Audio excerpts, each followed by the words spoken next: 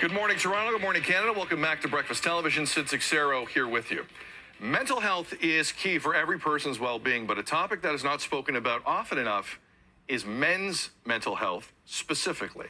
To help break the stigma and give us ways on how we can be more open to discussing men's mental health is host and producer of the Gents Talk, Samir Mourani. Samir, welcome to the show. Thanks, Sid. I appreciate being here. All right, let's get right into it here. Why is there so much stigma around men's mental health specifically, do you think? So for generations, a lot of men have been conditioned and told not to have conversations whenever they're feeling something inside. Or when you think back to our fathers and our grandfathers, emotion, anything other than anger or an aggressive emotion was rooted out right away. And it's created this stigma of anything outside of those emotions is bad for you, when in reality, not having those emotions and expressing them is bad for you.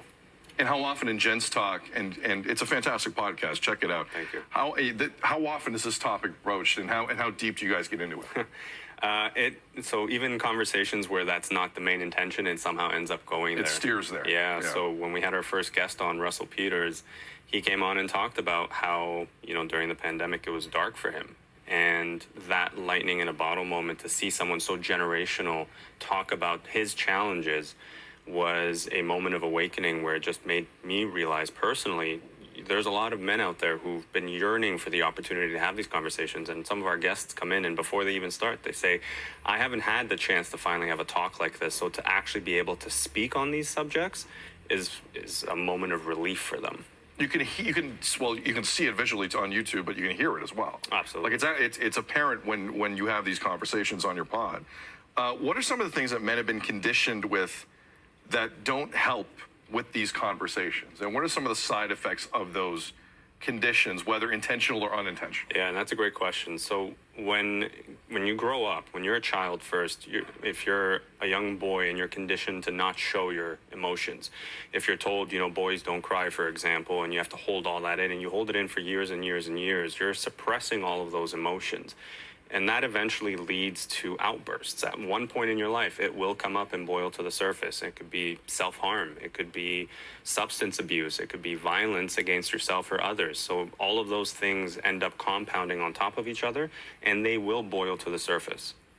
So how can men support each other in this when some of the conditions that men have faced in this space for a long, long time have been meant to suppress the feelings?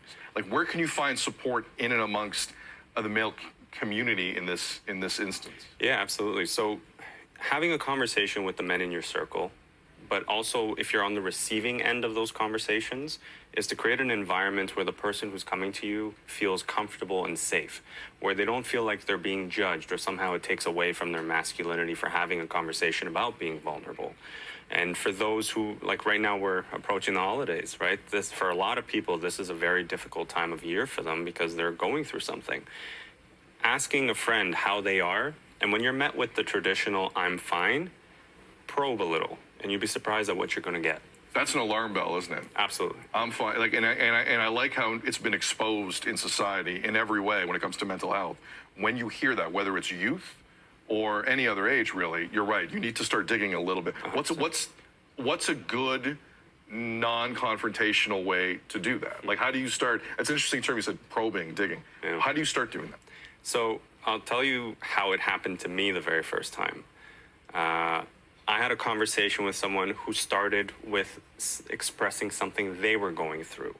And suddenly I felt in that moment, oh, okay, they're comfortable enough sharing something they're dealing with at the moment, then I can now feel comfortable because they've already taken that first step. The door's open. Exactly. So if you're having a conversation with someone, maybe start by saying, hey, you know what? It's been a rough time, with the holidays and bills and whatever the case may be, something simple like that. And it just starts to open up the conversation a little more. And you'd be surprised how quickly that person will open up to you because they've been yearning for that opportunity to finally have a conversation.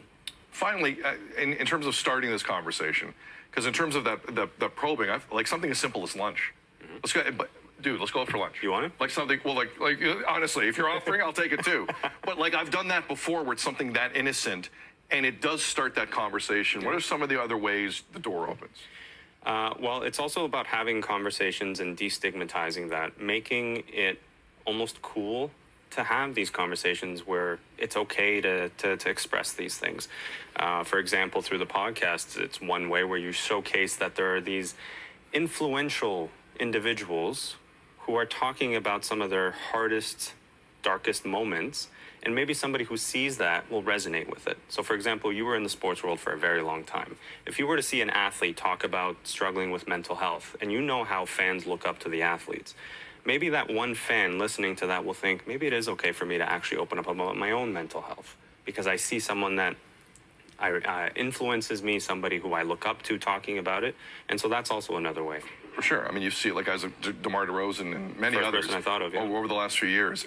It's been a huge help. Absolutely. 'Cause that was not, you're right, that was not a space where you saw that a lot, but it definitely helped a lot of people. Your podcast is helping a lot of people. Gent's Talk. Thank you. Samir Mourani joining us. Samir, pleasure. Thank you so much. We're All going right. to have you on. Appreciate it. Send me the invite. I'll do will. it. It's a great pod. More BT coming up right after this. Stay with us.